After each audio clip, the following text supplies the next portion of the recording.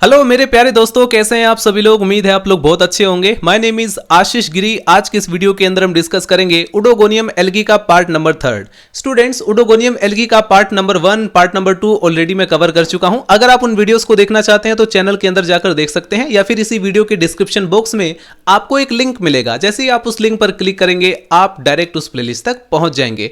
Students, part number 1 के अंदर हमने डिस्कस किया था उडोगोनियम के क्लासिफिकेशन के बारे में, उडोगोनियम के अकरेंस के बारे में, उडोगोनियम एल्गी के थैलस स्ट्रक्चर को भी हमने एक्सप्लेन किया था, और साथ में हमने ये देखा था कि उडोगोनियम एल्गी का जो पूरा फिलामेंट है उसमें सेल डिवीजन कैसे होता है। उसके बाद पार्ट नंबर 2 के अंदर हमने डिस्कस किया उडोगोनियम के रिप्रोडक्शन के अंदर वेजिटेटिव रिप्रोडक्शन के बारे में और एसेक्सुअल रिप्रोडक्शन के बारे में। पार्ट नंबर 3 के अंदर आज हम डिस्कस करेंगे उडोगोनियम के सेक्सुअल रिप्रोडक्शन के बारे में, जो कि मोस्ट इंपॉर्टेंट है। बीएससी के एग्जाम पेपर में कई तरीके से क्वेश्चंस पूछा जाता है, और पीजीटी के एग्जाम पेपर में उडोगोनियम के सेक्सुअल रिप्रोडक्शन से रिलेटेड कई प्रकार से एमसीक्यूज बना करके स्टूडेंट्स को कंफ्यूज किया जाता है। 4 टर्म मैं इस वीडियो के अंदर आपको बताने वाला हूं। अगर आपने वो 4 टर्म आसानी से समझ लिया तो डेफिनेटली आप उडोगोनियम से रिलेटेड जितने भी क्वेश्चंस पूछे जाएंगे इसके सेक्सुअल रिप्रोडक्शन से रिलेटेड, आप उसे एक्सप्लेन कर पाएंगे। और पीजीटी के एग्जाम पेपर में एमसीक्यूज किसी भी तरीके से बनाकर आपसे पूछा जाए, डेफिनेटली आप उसका भी आंसर करेंगे। वो 4 टर्म कौन कौन से हैं? मैकरेंडस, नैनेंड्रस, इन स्पीसीज के बारे में समझना है, इनके बीच डिफरेंस को समझना है। इसके बाद मोनोसियस और डायोसियस के बीच जो डिफरेंस है उसको समझना है, साथ में इसकी जो लाइफ साइकिल है उसको समझना है। ठीक है, ये जो मैकरेंडस और नैनेंड्रस होती हैं, इनकी जो लाइफ साइकिल है उसमें क्या डिफरेंस है वो भी आपको समझना पड़ेगा। अगर मोनोसियस या डायोसियस की लाइफ साइकिल पूछी जाती है मैकरेंडस या नैनेंड्रस स्पीसीज में, तो उसको आप कितना एक्सप्लेन करेंगे, कौन सा डायग्राम बनाएंगे, वो सब मैं इस वीडियो के अंदर एक्सप्लेन करने वाला हूं। तो चलिए स्टूडेंट्स, वीडियो को स्टार्ट करते हैं। हेडिंग डालीजिए sexual reproduction in oedogonium algae. Oedogonium algae में सेक्सुअल रिप्रोडक्शन को कुछ फैक्टर्स होते हैं जो कि प्रोमोट करते हैं। साइंटिस्ट का मानना है कि जैसे नाइट्रोजन की डेफिशिएंसी होना या कुछ एल्कलाइनिक पीएच जो होते हैं, वो उडोगोनियम एल्गी के अंदर सेक्सुअल रिप्रोडक्शन को प्रोमोट करते हैं, प्रेरित करते हैं। उडोगोनियम एल्गी के अंदर जो सेक्सुअल रिप्रोडक्शन होता है वो हाईली ओगेमस टाइप का होता है, एडवांस ओगेमस टाइप का। इसमें आप लोग देखेंगे मेल गैमेट जो होता है वो एंथ्रीडियम में बनता है, फीमेल गैमेट जो होता है वो ओगोनिया के अंदर बनता है। मेल गैमेट्स हमेशा फीमेल गैमेट के कंपैरिजन में स्मॉलर रहता है। ठीक है, इतनी बात आप लोग याद रखेंगे। अब यहां पर आपको सिर्फ पॉइंट नोट डाउन करने हैं। ध्यान रखना, चाहे आप एग्जाम पेपर में हिंदी में एक्सप्लेन करें या इंग्लिश में एक्सप्लेन करें, आप सिर्फ इंपॉर्टेंट पॉइंट्स याद कर लीजिए, उसके बेस पर आप आसानी से एक्सप्लेन कर पाएंगे। ठीक है, अभी मैं आपको इसका जो आउटलाइन है उसको समझाऊंगा, लेकिन उससे पहले थोड़ा सा बेसिक्स को कवर कर लेते हैं। देखिए, सेक्सुअल रिप्रोडक्शन के अंदर मैंने आपको कहा कि मेल और फीमेल गैमेट पार्टिसिपेट करते हैं। तो मेल गैमेट जो होता है वो एंथ्रोजोइड्स होता है, और ये कौन प्रोड्यूस करता है? एंथ्रीडियम। एक एंथ्रीडियम में 2 एंथ्रोजोइड्स प्रोड्यूस होते हैं। ध्यान रखना, पीजीटी के एग्जाम प्रिपरेशन अगर आप लोग कर रहे हैं तो ये बहुत ज्यादा इंपॉर्टेंट है कि एक एंथ्रीडियम में 2 एंथ्रोजोइड्स बनते हैं। इसके बाद आपको आगे नोट डाउन करना है फीमेल गैमेट के बारे में। फीमेल गैमेट जो होता है वो ओगोनिया के अंदर बनता है, जिसे हम बोलते हैं एग। एक ओगोनियम के अंदर एक एग सेल प्रोड्यूस होती है। ठीक है, आगे नोट डाउन करेंगे students, male and female gamete different both morphologically and physiologically. Oedogonium algae के अंदर जो मेल एंड फीमेल गैमेट होते हैं, यानी कि एंथ्रीडिया और जो ओगोनिया होते हैं, ये मॉर्फोलॉजिकली और फिजियोलॉजिकली दोनों तरीके से एक दूसरे से डिफरेंशिएट रहते हैं। इसके बाद आगे एक मोस्ट इंपॉर्टेंट पॉइंट है जिसे आप लोग ध्यान से समझेंगे स्टूडेंट्स, क्योंकि इसी के बेस पर आपको समझ में आएगा कि ये मैकरेंडस और नैनेंड्रस क्या है, ये दोनों स्पीसीज में डिफरेंस क्या होता है। इसमें आपको लिखना है, based on size of male antheridial filament of the species of oedogonium are divided into 2 groups. एक तो मैकरेंडस और नैनेंड्रस, यानी कि ध्यान रखना कि यहां पर मेल एंथ्रीडियल फिलामेंट के साइज के बेस पर ही इसे डिवाइड किया गया है। ठीक है, इसे डिफरेंशिएट किया गया है। फीमेल का इसमें कोई लेना देना नहीं है। ठीक है, फीमेल सभी के अंदर दोनों स्पीसीज में बिल्कुल सेम रहती है। ध्यान से देखेंगे, यहां पर आउटलाइन में भी आपको सिंपली दिखाई देगा कि फीमेल जो है ओगोनिया से एग बन जाता है, नैनेंड्रस में भी आप देखेंगे ओगोनिया से एग बन जाता है, लेकिन मेल जो होता है, मेल जो एंथ्रोजोइड्स होता है, उसमें थोड़ा बहुत डिफरेंशिएशन होता है, जिसके बेस पर यहां पर मैकरेंडस और नैनेंड्रस 2 स्पीसीज बनती हैं। ठीक है स्टूडेंट्स, आगे नोट डाउन करेंगे। सबसे पहले समझते हैं कि मैकरेंडस स्पीसीज में क्या रहता है। मैकरेंडस की यदि हम बात करें तो इसमें एंथ्रीडियम जो होती है वो डेवलप होती है एक नॉर्मल फिलामेंट में। ठीक है, यानी कि इसको मैं नॉर्मल सेक्सुअल रिप्रोडक्शन बोल सकता हूं, ये नॉर्मल स्पीसीज है। अब इसमें भी 2 टाइप्स बनते हैं, मैकरेंडस में भी 2 टाइप्स पॉसिबल हैं, एक तो मोनोसियस, एक होते हैं डायोसियस। आपका क्वेश्चन होगा सर ये मोनोसियस और डायोसियस क्या होता है? मोनोसियस में देखिए क्या है कि अगर एंथ्रीडिया और ओगोनिया दोनों सेम फिलामेंट पर है, ये दोनों के दोनों male and female sex organs अगर एक ही फिलामेंट पर हैं तो उसे हम क्या कहेंगे, मोनोसियस कंडीशन। ठीक है, लेट मी रिपीट अगेन। आपको पिछली वीडियो के अंदर मैंने दिखाया था ओडोगोनियम का एक कंप्लीट फिलामेंट। अगर उस फिलामेंट में एंथ्रीडिया और ओगोनिया जो कि मेल और फीमेल सेक्स ऑर्गन्स है, अगर वो एक ही फिलामेंट पर प्रेजेंट है तो उसे हम मोनोसियस कंडीशन बोलेंगे। अगर मान लीजिए कि मेल फिलामेंट अलग है, फीमेल फिलामेंट अलग है, मेल फिलामेंट पे हम देखते हैं उस पे एंथ्रीडिया का डेवलपमेंट हो रहा है, फीमेल फिलामेंट पर हम देखते हैं उस पे ओगोनिया का डेवलपमेंट हो रहा है, तो ऐसी कंडीशन हम बोलते हैं डायोसियस कंडीशन। ठीक है, मेल बॉडी अलग रहेगी, फीमेल बॉडी अलग रहेगी, ये बात आप लोग अच्छी तरह से जानते होंगे। इसके बाद यदि हम बात करें नैनेंड्रस टाइप की स्पीसीज में, तो इसमें एंथ्रीडिया का जो डेवलपमेंट होता है वो बहुत ही स्मॉल फिलामेंट पर होता है जिसे हम बोलते हैं ड्वार्फ मेल। ठीक है, ड्वार्फ मेल को हम नैनेंड्रियम भी बोलते हैं। इसकी टर्मिनोलॉजी से आप कंफ्यूज मत होना, देखिए अलग अलग टर्मिनोलॉजी है जो कि आसान करती है चीजों को। तो ड्वार्फ मेल को ही हम नैनेंड्रियम बोलते हैं। समझ में आया स्टूडेंट्स? यहां तक आप लोग समझ गए मैक्रेंड्रस और नैनेंड्रस स्पीसीज के बारे में। अब देखिए, अब हम यहां पर एंथ्रीडियम और ओगोनियम दोनों को एक्सप्लेन करेंगे, फिर उसके बाद फर्टिलाइजेशन को डिस्कस करेंगे, बट उससे पहले थोड़ा सा हम आउटलाइन समझ लेते हैं। चलिए स्टूडेंट्स, डिस्कस करते हैं ओडोगोनियम के अंदर मैक्रेंड्रस टाइप की जो स्पीसीज है उसमें सेक्सुअल रिप्रोडक्शन कैसे होता है, उसका आउटलाइन आपको सिंपली दिखाई दे रहा होगा। अगर आप लोग डायग्राम चाहते हैं तो टेलीग्राम पर आपको डायग्राम में सेंड कर दूंगा। देखिए मैं यहां पर डायग्राम नहीं बनाया था, आप लोगों को टेलीग्राम पर डायरेक्टली इसका डायग्राम मिल जाएगा। ठीक है, वहां से आप लोग देख करके आसानी से समझ जाएंगे।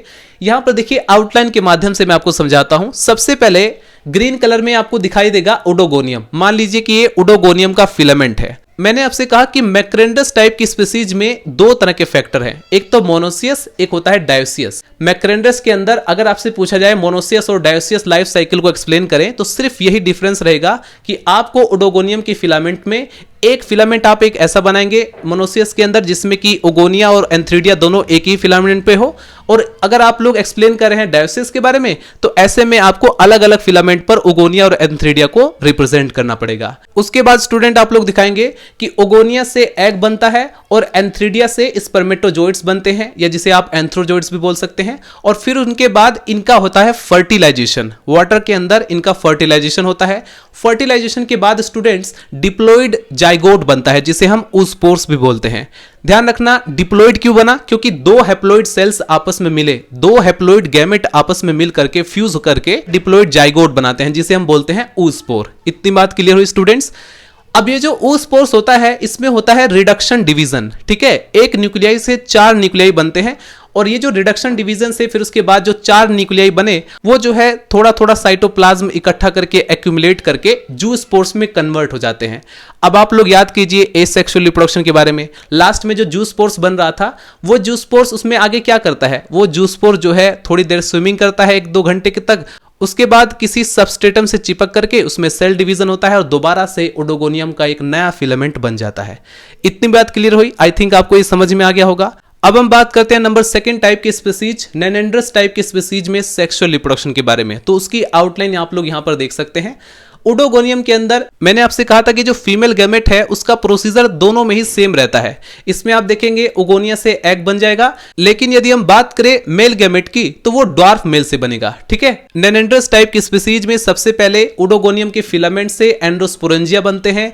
ठीक है, कोई भी एक मदर सेल जो होती है वो एंडोस्पोरेंजिया की तरह वर्क करती है, उससे एंडोस्पोर बनेगा, एंडोस्पोर से ड्वार्फ मेल बनेगा, ड्वार्फ मेल से एंथ्रीडिया, एंथ्रीडिया से स्पर्मेटोजोइड्स बनते हैं जो कि एंथ्रोजोइड्स की तरह ही वर्क करते हैं। और फिर जैसे ही एग सेल और स्पर्मेटोजोइड्स आपस में फर्टिलाइज होंगे, आपस में वो फ्यूज होंगे, फ्यूज करने के बाद ये दोनों के दोनों हैप्लॉइड गैमेट डिप्लॉइड जाइगोट बना लेते हैं जिसे हम oospores बोलते हैं। अब फिर दोबारा से oospore में रिडक्शन डिवीजन होगा यानी कि मियोसिस डिवीजन होगा, जिससे कि एक न्यूक्लियाई से 4 न्यूक्लियाई बनेंगे और वो चारों न्यूक्लियाई जो है साइटोप्लाज्म इकट्ठा करके जूस्पोर में कन्वर्ट हो जाते हैं। अब ये जो जूस्पोर है ये पानी के अंदर कुछ देर तक स्विमिंग करते हैं, ठीक है, अपने फ्लैजेला की मदद से। देन उसके बाद किसी सबस्ट्रेटम से अटैच होकर के सेल डिवीजन स्टार्ट हो जाएगा। सेल डिवीजन अगर स्टार्ट हो गया तो वो एक नए फिलामेंट में कन्वर्ट हो जाते हैं। तो आई होप स्टूडेंट्स आपको ओडोगोनियम के अंदर जो सेक्सुअल रिप्रोडक्शन होता है डिफरेंट स्पीसीज के अंदर, मैक्रेंड्रस स्पीसीज एंड नैनेंड्रस स्पीसीज, वो आपको आसानी से समझ में आ गया होगा। अब हम डिस्कस करते हैं स्टूडेंट डिटेल में एंथ्रीडियम के बारे में। अभी तक हमने डिस्कस किया कि भाई एंथ्रीडियम से सिंपली 2 एंथ्रोजोइड्स बनते हैं, ठीक है, ये तो एक सिंपल भाषा में हमने समझा दिया था। लेकिन ये जो एंथ्रीडियम है ये फिलामेंट में कैसे बनते हैं, उनका डेवलपमेंट कैसे होता है, उसको भी तो समझाना पड़ेगा।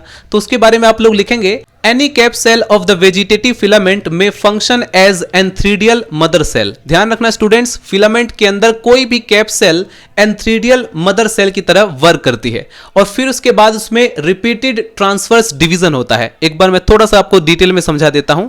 सबसे पहले क्या होगा, मैंने आपसे कहा कि फिलामेंट के अंदर जो कैप सेल प्रेजेंट रहती हैं, उन कैप सेल में से कोई भी सेल जो होती है वो एंथ्रीडियल मदर सेल की तरफ वर्क करती है। अब उसमें ट्रांसवर्स डिवीजन होगा जिसकी वजह से वो 2 पार्ट में डिवाइड होगा। एक तो अपर वाला पार्ट होगा जिसे हम बोलेंगे अपर स्मॉलर एंथ्रीडियम, दूसरा जो पार्ट होता है उसे हम बोलते हैं लोअर लार्जर सिस्टर सेल। ये जो लोअर लार्जर सिस्टर सेल होती है इसी में रिपीटेड ट्रांसवर्स डिवीजन होते हैं। रिपीटेड ट्रांसफर डिवीजन होने की वजह से 2 से 40 यूनिन्यूक्लिएट एंथ्रीडिया का निर्माण होता है। अब ये जो 2 से 40 एंथ्रीडिया बने हैं ये यूनिसेरिएट कंडीशन में आपको दिखाई देंगे। अब इसमें माइटोटिक डिवीजन होगा। माइटोटिक डिवीजन से 2 न्यूक्लियस फॉर्म होते हैं और वो जो है साइटोप्लाज्म को गेन करके अपने सराउंडिंग में जो साइटोप्लाज्म होगा उसको एक्यूमुलेट करके उसमें मेटामॉर्फोसिस होगा जिससे कि वो 2 एंथ्रोजोइड्स में कन्वर्ट हो जाएंगे। इसीलिए मैंने आपको कहा था कि एक एंथ्रीडियम से 2 एंथ्रोजोइड्स बनते हैं। लेकिन एक चीज और आप लोग ध्यान रखना, मैंने यह भी कहा है यहां पर 2 से 40 यूनिन्यूक्लिएट एंथ्रीडिया बन सकते हैं। 2 से 40, इसका मतलब समझते हैं, अगर 40 यूनिन्यूक्लिएट एंथ्रीडिया बन रहे हैं तो हम कह सकते हैं कि टोटल उससे 80 एंथ्रोजोइड्स बनेंगे, ठीक है। तो यानी यह मत समझ लेना कि इनकी संख्या इतनी रेयर क्यों है।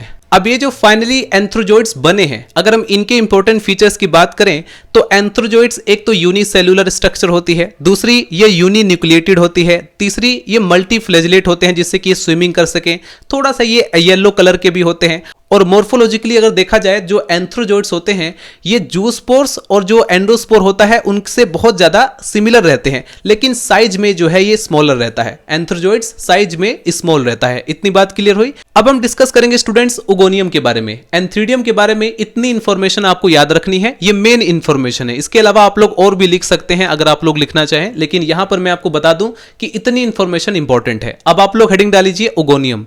ओगोनियम के बारे में आपको लिखना है, any cap cell of the vegetative filament may function as ogonial mother cell. It divide transversely into upper ogonium and lower supporting cell. ध्यान रखना, ओडोगोनियम फिलामेंट जो हमने देखा था, थैलस देखा था, उसमें कोई भी एक कैप सेल जो होती है वो ओगोनियल मदर सेल की तरह वर्क करती है। उसमें स्टूडेंट ट्रांसवर्स डिवीजन होता है जिससे कि वो अपर ओगोनियम तथा लोअर सपोर्टिंग सेल्स में वो डिवाइड हो जाएगी। अब ये जो लोअर सपोर्टिंग सेल होती है इसके अंदर अगेन सिमिलर डिविजन्स होते हैं जिसकी वजह से फॉर्म 2 और मोर ओगोनिया, जिससे कि 2 या 2 से ज्यादा ओगोनिया प्रोड्यूस हो जाते हैं, ठीक है। अब इस ओगोनिया से एग सेल बनती है, राइट। अब वो जो एग सेल है वही फर्टिलाइज होती है किसके द्वारा? एंथ्रोजोइड्स के द्वारा। तो हेडिंग डाल लीजिए स्टूडेंट्स फर्टिलाइजेशन। अब हम देखेंगे कि इनमें निषेचन कैसे होता है। हमने मेल गैमेट और फीमेल गैमेट को देख लिया, हमने इसकी डिफरेंट डिफरेंट स्पीसीज को भी समझ लिया। अब हम फाइनली देखते हैं कि इसमें फर्टिलाइजेशन जो होता है वो कैसे होता है।